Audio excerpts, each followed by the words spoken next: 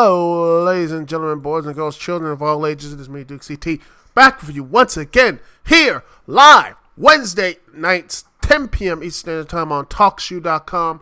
Thank you so much for joining me. Thank you so much for doing the good things, the positive vibes, and everything else in the between.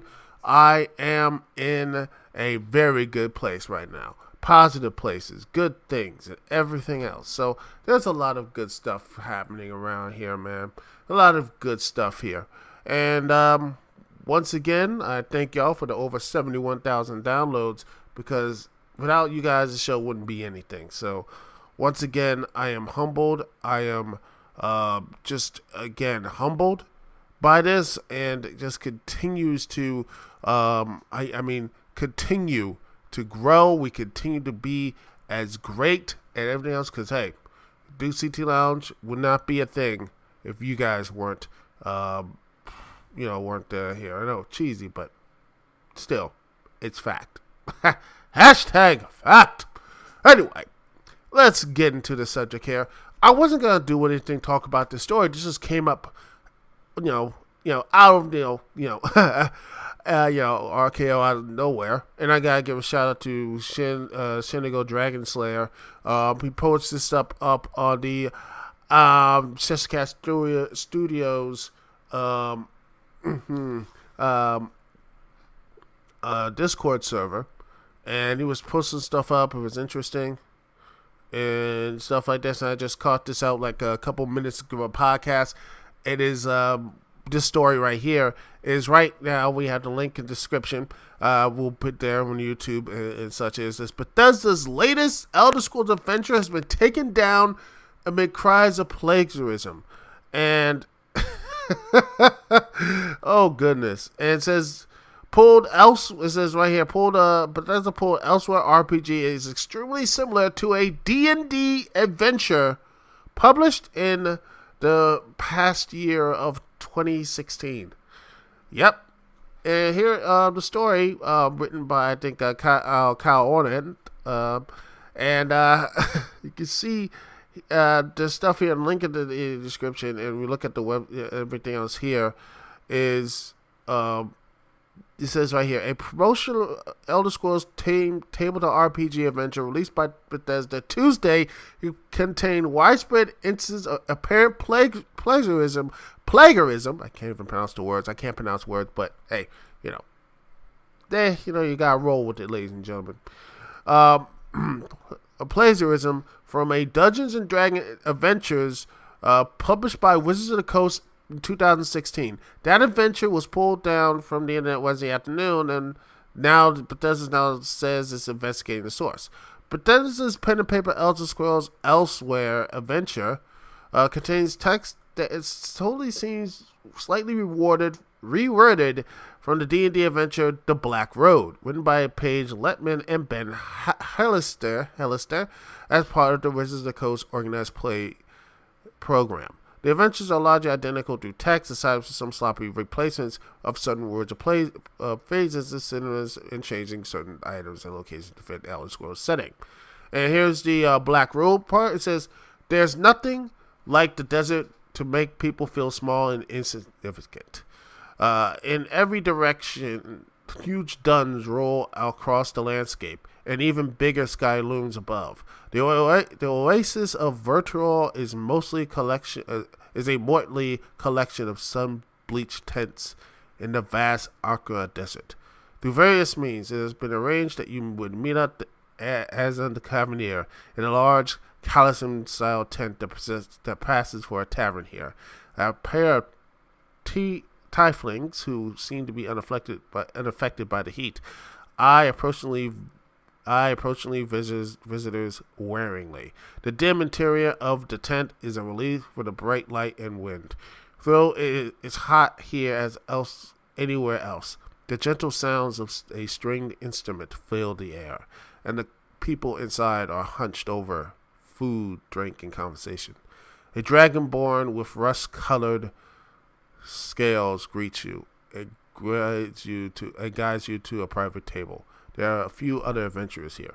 And Elsewhere's, and that was the Black Road part. Here's Elsewhere's introduction. Nothing beats the desert to make people feel small and unimportant. In every direction, enormous dunes roll across the landscape and even larger empty air skies above it. The oasis on the border between Sidrel and elsewhere is a colorful collection of sun-drenched tents in a vast desert of elsewhere.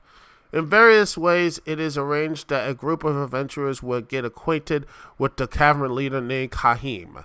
The big tent is filled with several Kahit, which seem unaffected by the heat. They stare at you cautioningly. The dim interior of the tent is a relief compared to the bright sunlight from outside, even though it is still hot inside as out there. The soft sounds of string instruments fill the air, and the people are busy overeating, drinking, and conversation.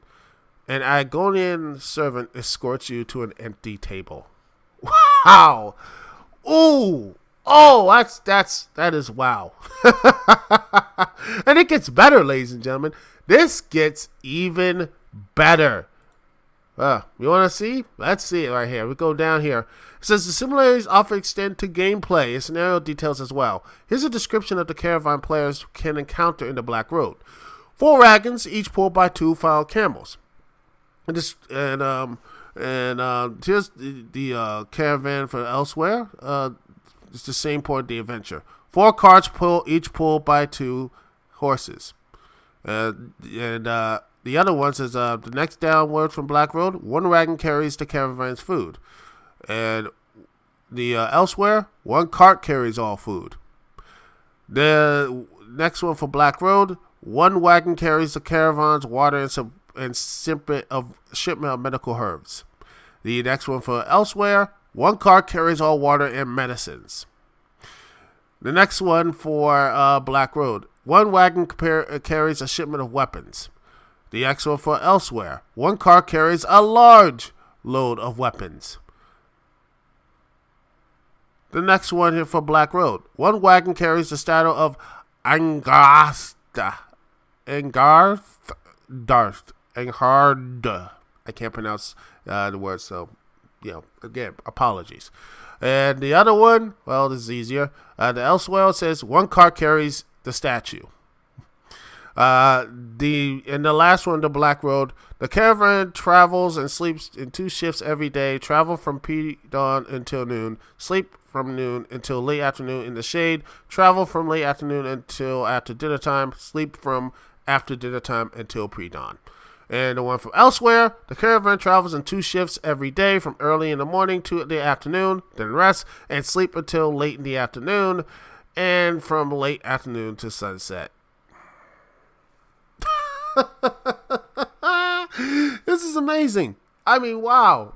This is why I'm just sit here laughing when Bethesda, when I basically said I will no longer buy any Bethesda products because of the stupid little copyright stuff about how God, pray, and then they said this little anytime pray to the gods had to change their name. I was like, nope, I'm done. I saw this coming. I knew some of this stuff would start happening. Then you see all the BS starting to happen with all the bug stuff and Fallout 4. People are not liking Fallout 4 as much. People they made a lot of money, but there's a lot less people are not talking about. And Prey, that came out. It was a pretty much a dud. No one really, they didn't even properly market the game, so I don't know why they just did blame indie games. If you didn't market the game well, guess what? No one's going to actually go and buy it. No one's going to actually sit there and actually go and purchase the product if you don't market it well. And now, well, Fallout 76. And I would sing that, but it'll probably be copyrighted. But yeah, the old country road, which so many bugs, so many terrible, just terrible things happen in the game, and things outside the game. The Nuka-Cola, the canvas bag fiasco, all the emote stuff, everything that people have talked about in over abundance. And I'm like, and people wonder why I jumped off the Bethesda bandwagon. And I have never looked back at that. Man, I feel Vindicated. I am selfless. I am wrong. I'm right. I still am right. And yet, there it is. I was proven right. Bethesda has been acting pretty much like hacks, and now the chickens have come home to roost. And saying, and this is what their response, elsewhere adventure, the link's been removed, which says, comes from our friends over at Bethesda Neverlands. Contains many comments from D&D players claiming what they see as a ripoffs. This clears who Paige Littman, listed as designer and author on the D&D adventure. She posted a lengthy Facebook thread titled, How They... Oh, yes. This is amazing. I like this, that she has to call this stuff out, and such. She had to call this out and says, hey, Elder Scrolls Online, would you please let your legal team know this is really not cool? Exactly. This is, again, what she posted here and such. And that's, to me, it's just this stuff right here. And by the way, the video game version of this Elsewhere expansion, Elder Scrolls Online, which I never ever looked and played, it's oh gosh, and there, it's supposed to come out early, via PC early, early access in May 20th, which I can't wait to do. That could be just, that's going to be a complete crapshoot. And again, this is funny. It's so ironic how ZeniMax and all the people and Bethesda went after, pray to the gods. This indie title saying they're like, oh my gosh, it's going to destroy our copyright. People are not rich and everything else is still IPs and everything. And they're doing the same stuff here. They're doing the same dang thing. See, this is why I honestly, I am not, I'm not even mad anymore. I'm just like, I'm sitting back and laughing. This is, again, why, honestly, like I said, I'm off with the Bethesda wagon. And thanks again to Shinigo Dragon Slayer. Dude, thank you for showing me this, because this is wow. This is, again, Bethesda once again, proves that they are just so, that the arrogance, the complete and total hubris on their part. That, again, I'm not going to break my whole Bethesda, own little by Bethesda ban and everything, my old Bethesda ban and everything anytime soon, because it's pretty much over. I mean, it's not over for me. I mean, heck, one day I might change my mind. Maybe I'll go back and look and say I'll, come back to Bethesda, one day and start buying and maybe play their games again. Maybe I'll live stream Fallout 3 or something like. Maybe, who knows? Maybe one day I might do that. Who knows what tomorrow will bring? But right now, it's not looking that far. And maybe Bethesda needs to look within themselves. Maybe Bethesda need to look in themselves and say, maybe we need to start getting back to what we are, to what we know about how making good games again, not bug-riddled messes, not stealing from other IPs and ideas from anyone else. Why don't you sit there and concentrate on the things you have, the worlds you have, and actually, actually start, building stuff there. Why are you doing this? Why are you doing this stuff? Again, this is why, ladies and gentlemen, that people, this is why, people like myself are basically off the Bethesda bandwagon. And if they keep acting this way, I would not be surprised if people just say, you know what, they're going to be off the Bethesda bandwagon for a long, and I do mean a long, long, long time. But that's just my personal opinion. I could be 100% wrong. I could be just, acting a little bit on the wonky side and everything else. Who knows? But you know what? It feels nice to be in the side of actually being right for not just a change, but also to make sure to just to remind people how Bethesda, the arrogance of Bethesda. We could talk all the stuff about Warner Brothers, and they got their own issues there. EA, and all that stuff. But Bethesda, they need to get their time to shine when they need to get sometimes, still smack in the head once in a while. Say, hey, you won't get away with this type of stuff. I mean, you can't just continue to be in this position. But that's just my personal opinion. If you want them to continue doing it, then okay then. But yeah, that's just me. Anyway, we're gonna take a small break and talk. The next thing up on the docket is WWE Wild Cards. A little bit of that pro wrestling, and then after that, we'll talk a little about New Mutants and all the stuff that Fox and the next things out there and everything out there, new movie dates and everything else. We're gonna talk about that, and remember, if you want to come into the show, talk about this stuff and other subjects. Remember, as always, we can always go on the chat board and the chat board. The chat room is always unlocked. You can sit back and talk, chat with me, Dukect. If you can't come to the phone, remember the number is 605-562-0444. Once again, the number is 605-562-0444. And the call ID connect to me, Dukect, is 92417. Once again, the call ID is 92417. And if you have a way to sit there, connect to the microphone and everything else, you have a mic and some headsets, bada bing, bada boom, you can just easily connect to me on the internet. Boom, you're done. Sit back, you're done. That's it. You don't need to do anything else. It's good. We're all good. You're good?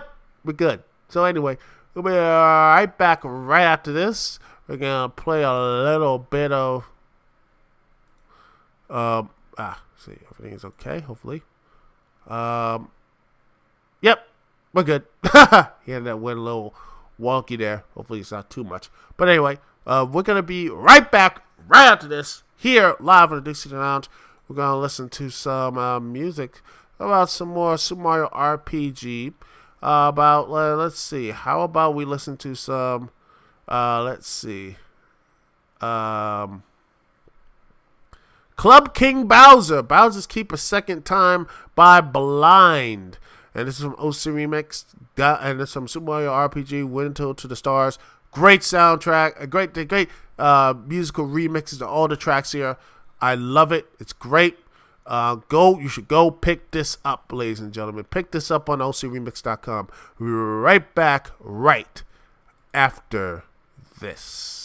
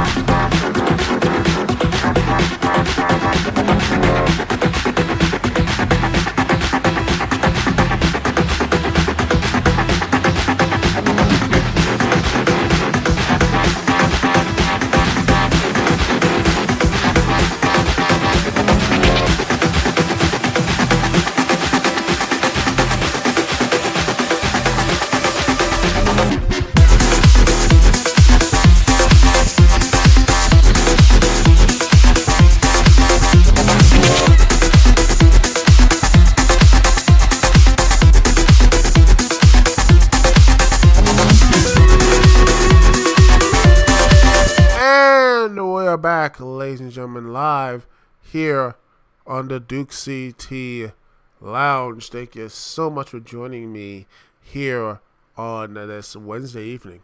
And remember, if you're not seeing this live, you can download this on iTunes. Also, the audio podcast is here on iTunes and TalkShoe.com. You can also find the video version of this on FreakingAwesomeNetwork.com, ManicExpression.com, also on YouTube and by BitChute page. I wonder if that thing is, and all the crazy stuff, that thing is still up. Hopefully, I really hope so, because I actually like that. It's a pretty good website. It got some crazy people on there, but then again, well, There's always crazy people. There's crazy people everywhere. There's crazy people everywhere on this platform. You know, it's always been crazy people. There's crazy people. There's always stuff here. It's always the stuff here. But by the way, I love it. It's you know, all my stuff on here as well is posting stuff here on I got a pretty good following here on here. So Hawkshoe, also my multi-streaming server thing here on Xenoblade Chronicles as well. People seem to like that, and I will continue to be doing that. Also Thursday and Friday, hopefully I will do more Xenoblade Chronicles live streaming, and hopefully be done soon. Man, that was a fun thing here. So we're gonna keep this thing moving. Y'all want to keep this thing moving? Yes, sir. Yes, sir. So let's look at the WWE, or let's look at some wrestling and such. Now, let's look at this. Raw, Smackdown, and everything else in between. Let us talk about the wild card, because it started off really interesting. Started off with stuff here is that they need to do something to shake things up. Vince McMahon, come out there, we need to shake things up. So we're going to, this the wild card rule. There's 3 superstars on Raw and SmackDown to prepare in a show, because why not? And it's, at this point, basically just slowly saying screw you to the brand split. At this point, why should you have a brand split anymore? And I just feel like I wonder how Brian Zane is still going to do his, who wore better at this point. Since they are going to cancel the brand split, they probably are going to, since at WrestleMania, after night WrestleMania, I would not be surprised they're going to push that whole unification match with Kofi and Seth. I would not be surprised that's going to be the main event at SummerSlam if things go according to plan. Who knows if that's going to be it. Kofi Kingston versus Seth Rollins for the Undisputed Championship, and Raw and SmackDown have one championship and such as well. Since both USA and Fox don't want to have a brand split and such, so who knows. Anyway, and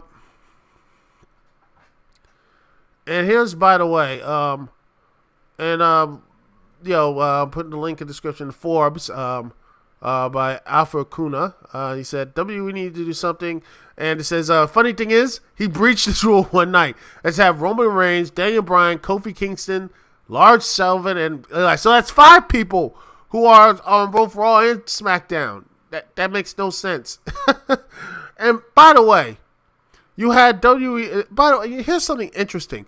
Kofi Kingston has defended the WWE Championship more than Seth Rollins have a Universal Championship. Remember that? The Universal Champion, Monday Night, he has not defended the title at all. He's there. Yeah, Seth Rollins is there, but he has not defended they have not defended the championship. He has not defended it at all. The first championship defense is, I think, coming up next week at Money in the Bank with AJ Styles. So yeah, Kofi Kingston is more of a fighting champion than the supposedly Beast Slayer. Beast Slayer talks all the big game, but at the end of the day, he hasn't defended the belt once on television. Kofi's doing all nighter, and preparing himself to face against Kevin Owens at Money in the Bank. So that's gonna be fun. I don't know. Maybe they're just building that stuff up to have Kofi lose, and with some chicanery and such. But yeah. But it looks like the ratings have gone down worse after worse after worse. People say the NBA playoffs, the Met Gala, NHL playoffs, football, basketball, help my live streaming. No, it's not all that stuff. Well, not that. But it's, again, the product itself. The product itself is not interesting or engaging.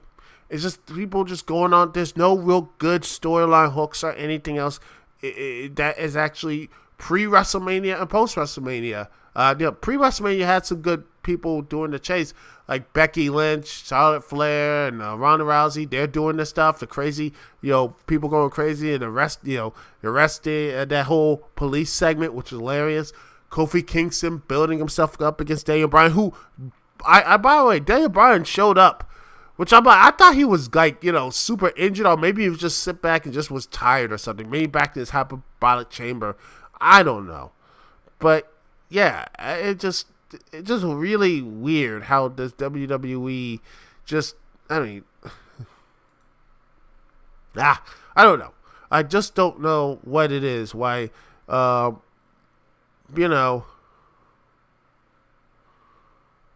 just hope that WWE starts looking at what itself. And personally, I think it's the 3 hours. 3 hours of Raw. I can't, they get extra money. And I'm like, hey, you want to get even more money? Why are you doing the same stuff that, decades ago? If you want to go for a PG rating, most parents are not going to let their kids stay up till 11 o'clock. Why not put the show at Raw at 7 to 9? Why about that? Make it 2 hours, make it crisp, make it easy to follow, have superstars come in and go as they, don't have every superstar focused on there, Lucha Underground. I have my beef with Lucha Underground, but they did it perfectly. They had rotating people on there. You didn't have the same people week after week after week after week. It was rotating. You didn't see the Lucha Underground champion at the week or maybe 2 weeks or something. You might see a promo from him. But there were other storylines. There were other places that were just having that, storylines that had such importance. And I think, I honestly wish, the W would have that, because they can do it. I believe they can do these storylines that actually get people following and people to care. And I think that's a really good way to do it, is to, once again, do you need to have, what makes these people follow for these characters? It's not the ring capability. You can have great matches to the cows come home, but at the end of the day, if people just sit there and be like, what, we need actually a story. Why are they fighting? What is the reward? What is the punishment? What is going to be there? You don't need a 30-minute or 20-minute match. You need maybe a 5-10-minute match, tell a quick story, get in, get out, and be done, and talk about it in promos and things like that. They can do it. They can do that. I've seen that before. And I wish that the WWE had that. You wish they had that type of, to do all this stuff, to make sure they can actually do this, make, each wrestler important, each superstar, important, each one important in their own way, each version of that, because it's just the same stuff over and over again. Raw and SmackDown, nothing's interesting, nothing's engaging. Nothing is actually saying what makes these guys, what is this big story and such that make people want to go and say, hey, I want to watch this show. Nothing is important. Nothing is actually engaging the viewer. Heck, I try watching Monday Night Raw, SmackDown. It doesn't engage me. I can watch, Impact for all its sins. It engages me on Friday nights. It does. It actually does engage me when I sit back and watch it. The show engages me. There is nothing on Raw that is engaging. Nothing on SmackDown is engaging. Nothing on NXT that's engaging. I wish that they could do. I wish they could do more. I wish they could, because they have the capability too. They could have their own version of the MCU. I believe. They could do, or the CW verse or something. If you want to go less tech, less build up and everything else, they can. They can have that universe. They have the whole makings of a WWE universe in there. They can do it, but I just don't see. I just don't see the will to do that. Because again, some people are like, well, they don't watch on a TV. It's such they watch YouTube. Okay, fine. Well, don't you think if people, you want your television ratings to be there and such, you want your television, you want people to watch your stuff on TV. Don't you want to make it engaging enough that people want to watch that type of stuff on television and then talk about it? Oh my gosh, YouTube and retweet and all this type of stuff. Watch it live. make it seem, instead of doing pointless comedy segments with Usos and Revival, why don't you actually put them in a storyline that people to care? Revival says they're the best in the world. Why don't you have something like that? Say Revival's the best tag team in the world, and Usos can say, well, we won championships. You only got one championship. We got 5. We're beyond you. You keep talking, but there it is. Bam, there's your match. There's your whole, it's simple. It's easy. And you don't need to have the whole comic of shaving people's backs or just putting icy hot in their, in their junks and such. Makes no sense. Makes no legitimate sense, and it just wastes everyone's time. And that's why I don't think the Wild Card War is just another Band-Aid, which is atop another Band-Aid and Band-Aid. They need to rip off these Band-Aids, do the surgery that is needed in WWE. They need to actually cut the show down for 3 to 2 hours. And again, I know this is not, no one's going to listen to the old Duke here, 1 a million podcasts and such. I don't, have illusions that I have Vince's, Triple H, Stephanie, anyone's ear at all. But I have to say this, if they really want to go after the PG audience, make it available to them. 7 to 9, 2 hours, SmackDown, keep it the same thing. Don't give it 3 hours and such. Don't put SmackDown for 3 hours. Kids are not going to look at that stuff for 3 hours. They're not going to sit there and watch the stuff. They might do it for an Avengers because that was built up to it. That's a movie. And the Wrestlemania, okay, fine, but most often not, kids will probably fall asleep to that. I think the best way to get the younger group, the younger crowd, is to make things shorter, make things easier, compress these things. You don't need 3-hour wrestling shows. You don't need a 30-minute match to prove importance. Just need to have, the importance is the story. And the WWE seems to have lost that. That's my little rant there. And we're going to take one more break. And next up is, we're going to talk a little about the New Mutants. That's, the New Mutants, which again keeps getting so delayed at this point. That's not even funny. But I'll get into that and more on the Dukect Lounge. Thank you so much for watching. Thank you so much for listening. And we're going to listen to some, let's see, the last song we're going to be playing tonight. Let's continue with the some more RPG Riddle Stars. Let's do, I haven't listened to this one. Tricky Labyrinth from, I believe, DJJD and featuring Gem Falking. And listen to that. Let's see how this will play out. Let's listen to this together. We're going to listen to that right here, right now on the Dukect Lounge. Thanks so much for watching. Thanks for listening. We'll be right back right after this.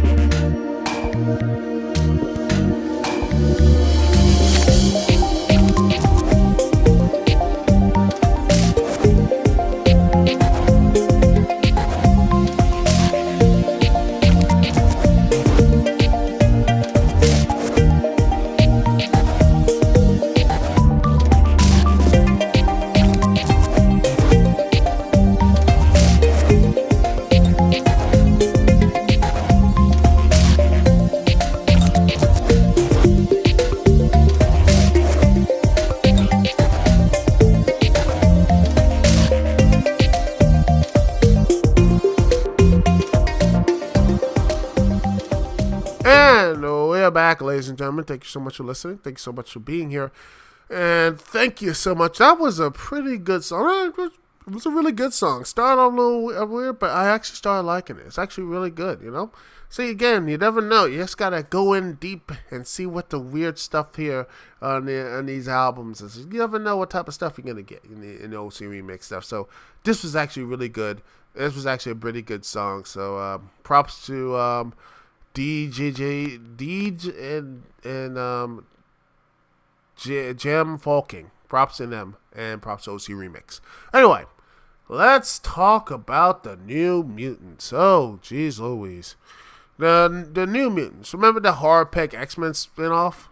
That looked like, a movie that seemed to be, coming out last year. It was supposed to come out last year in April. And it kept getting pushed back. And, this is I think the pre-Fox and Disney deal. And it kept getting pushed back. And then, at this point, it's going to be pushed back to third time, April, because rumors that had them going to be opening in Hulu, the movie Hulu and such, and then now it's like April 3rd in 2020. I don't know, at this point, I don't know what they're doing at this point with this movie. What are they doing at this point? And even better, Neo Gambit starring Channing Tatum, that movie, that's been deleted. It has been deleted. Gambit has been deleted. There is no more movie. Gambit is gone. Yep, that's it. And 3 untitled Marvel movies originally scheduled for Fox has been wiped clean. There is no point. Yeah, it looks like that thing is Dunsky, and it looks like it might be on the most of the other X-Men stuff is probably going to be in the Marvel Cinematic Universe. So yeah, they're swallowed up and gone. And also, according to the whole Disney Fox stuff on stuff here, is it's going to be that's going to be supposedly the only big stuff from Fox at this point is the rest of the Fox is probably going to be, I think, Ad Astra, a Brad Pitt star sci-fi film. It's going to be open August 20th. The whole big, let's see. You look at this here, it's like mostly, see, you have Toy Story 4. That's, I'm not going to see that because it just seems like you're just repeating stuff from Toy Story 3. Aladdin. And Lion King, I'm not going to see that because I'm not going to watch any more of these. Again, if I want to watch Aladdin and Lion King, I'll just go and watch it on DVDs and such like that. I think I have the Lion King somewhere on DVD. Let's see. What else? Maleficent, Mistress of Evil. No. Star Wars Rise of Skywalker. Maybe. I might go see it, but the trailer has not really given me any type of... the last movie, I don't think it was the worst movie in history. Last Jedi, it's just mediocre to me. Maybe this time they'll have Finn do something more interesting and engaging than just sit there and just bungle and stumble around like a big goof. But yeah, have the characters, have Finn have something to do that's interesting and tangible. At this point, I would take anything, but I'm not really into the Star Wars Rise of Skywalker. That's just me. And then Kingsman movie. That seems fun. I can't wait for that. Mulan. Nope. New Mutants. I might see it. It looks somewhat. Disney Marvel movie. Pixar movie. Because why not? That's going to get an Oscar. Artemis Fall, which I wanted to see this movie in August. But they looks like they're going to probably do some reshoots and probably have the whole thing done in May 29th, 2020. I hope it's good. I hope it's really good. West Side Story. That might look interesting. I might watch it. Oh, Cruella. Oh, nope. I'm not watching that. Besides, didn't they already try this with a live action 101 Dalmatians with, let's see. I gotta see. Was it Meryl Streep? Wasn't Meryl Streep in the live action version? Wait a second. What was it? Glenn Close. It was Glenn Close. Oh gosh, man, that's a long way back. Like in '96, I believe. Oh gosh, Was it 1996 and such? Wait a second, was it? Yes, it was. It was 1996. And they're going to do another one of these. Oh, my goodness. Disney. There's like, I say this every time, and I will continue to talk about it. And I will continue to say this thing until I'm like, I have no more voice, and I'm basically gone from this planet and such. Why are you ignoring every bit of these, like, great screen writers and everything else? Like, there's probably tons of scripts that they'll be interesting and probably cost really cheap to do, and something original, something interesting, something fun. Instead, you're just going to do these stupid live-action remakes and sequels, and prequels and and I'm not watching it at all. It's going to probably get $1 billion, but you know what? I hope it bombs like Mary Poppins. Yeah, I said it. Avatar 2, which is going to come out. It was going to come out in 2020, but now will open 2021. Avatar 3 is going to come out in 2023. And Avatar 4 is going to be 2025. And Avatar 5 is 2027. And then you have more, well, let's see, Marvel movie, Pixar, stuff like that. Oh, and we have another Disney Star Wars movie because Disney's going to drag Star Wars corpse until it's dead. Star Wars movie, another Star Wars movie in 2022, another Star Wars movie in 2024, and another Star Wars movie in 2026. Maybe that's Rian Johnson's mediocrity trilogy.